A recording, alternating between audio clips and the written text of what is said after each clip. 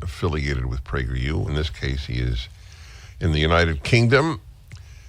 A young Brit, 17 years old, Elijah Nixey Paton, in Manchester. By the way, I remember my year in Leeds well. Are you in Yorkshire like Leeds is? Is that?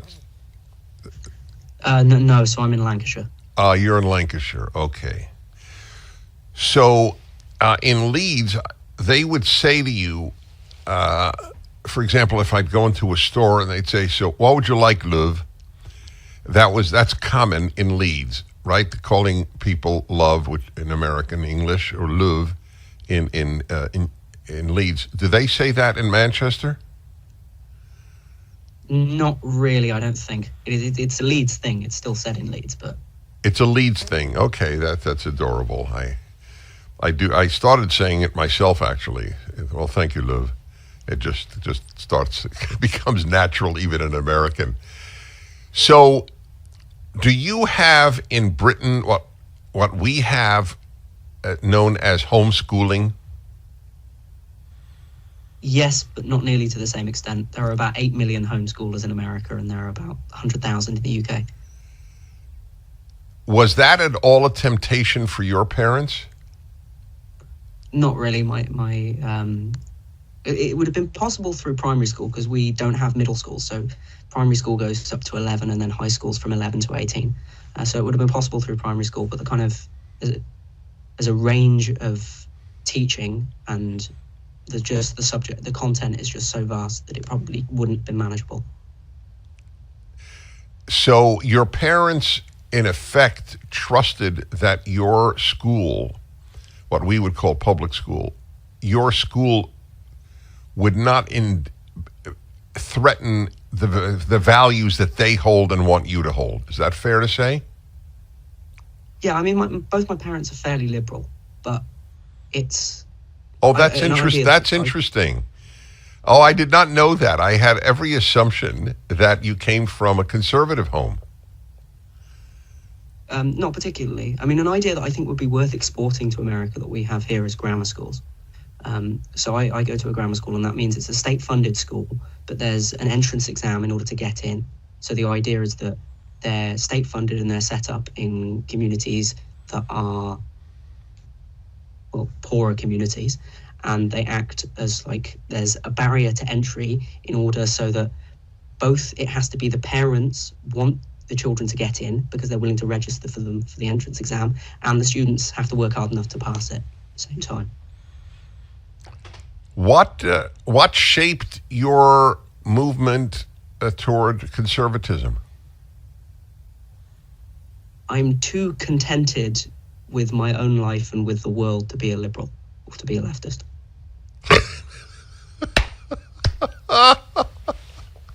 Sean, you must keep that. That you have said one of my basic beliefs in life. There are no happy leftists. Not every conservative is happy, but every poll shows what common sense suggests. There's much more happiness in the conservative world than the liberal left world, and certainly the left world. Do you have siblings? I don't know. And pertinent to this month, how did you become aware of PragerU? I think it was a video that came up on my Instagram timeline, if I remember correctly. It may have been your Deuteronomy, Why It's Hard to Love God. How fascinating. And how did you react to that video? I took interest in the idea that Deuteronomy was the most referenced book in the Constitution. I didn't know that. Well, by the founders, not in the Constitution, but by the founders of the United States. Yes, go ahead. And I clicked on the page and I thought, oh, they got a few interesting videos, so I'll give them a follow. And then you just watched more and more? Yeah, and found out about the youth equivalent Prager Force, and it was interesting. Met a lot of nice people, still meeting nice people. Yes, this is a wonderful way for you to meet kindred spirits around the world. So I read your little bio here, and it says that you run the Prager Force Biblical Club. I'm Prager and didn't know there was a biblical club. So tell me about it. So there was an emergence of a number of different groups. One of them is musical. I think there's a horse riding one. There's a filmmakers, and I decided that I'd start a biblical version. I post sort of daily quotes, daily verses, and I put a little commentary that's about 150 words. That's sort of almost daily, and then somewhat less frequently, I'll do a hymn. I'll post a hymn and on the story, and then very infrequently at the moment, although I plan to do it more often, I will do a link to a current story, and people will give their comments on that. Were you raised in a religious home? Not particularly, no. My parents aren't religious. And would you characterize yourself as religious? Yes. And how did that occur? I read fairly incessantly, and you can't read for very long without encountering some analogy or some reference or something that leads you back to the Bible. And then I decided that I was going to read it so that I could finally understand all the references. And I thought that it was, given that there are billions of people on Earth who consider it to be not only true, but true enough that they structure their lives around it, I thought I was at least going to pay them the benefit of the doubt of accepting that. All right, we'll have some final words on this. Forgive me, we have to take a break. This is music to my ears. I'm speaking to a 17-year-old, and he is quite obviously mature, as is the case with all of our Prager Force that I have interviewed. I don't know if, I can't say it for 19,000 people. Elijah Nixey Paton is his name.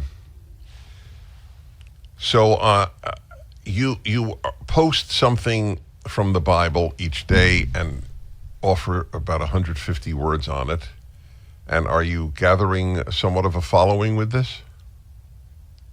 It's gaining. I think it's at about a follower a day on average. It's something like 70 people, I think.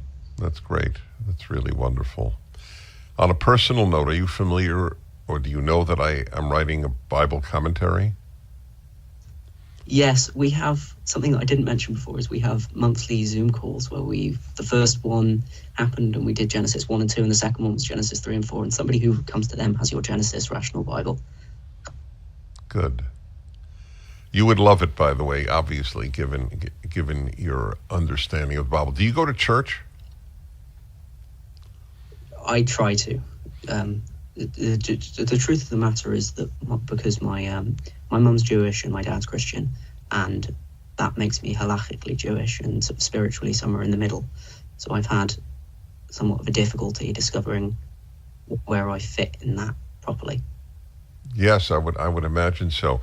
So do you on occasion go to synagogue as well, or how do you divide your house of prayer attendance? I've tried both, and at times I've led more towards synagogue, and at times I've led more towards church. Well, that's. Well, I'll tell you this, on a very personal note. I hope you read my Bible commentary. I think it would. You would love it, given your interests.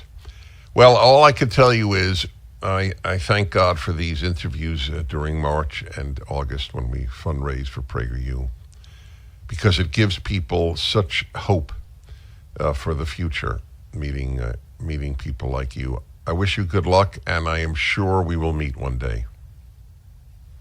I hope that's the case. I'm sorry they have to come for me for hope. That is precious. You may have a future in podcasting, or a wry comedian, in the best sense. Elijah, good luck to you. Thank you so much. And folks, please remember, whatever you give this week will be tripled. Prager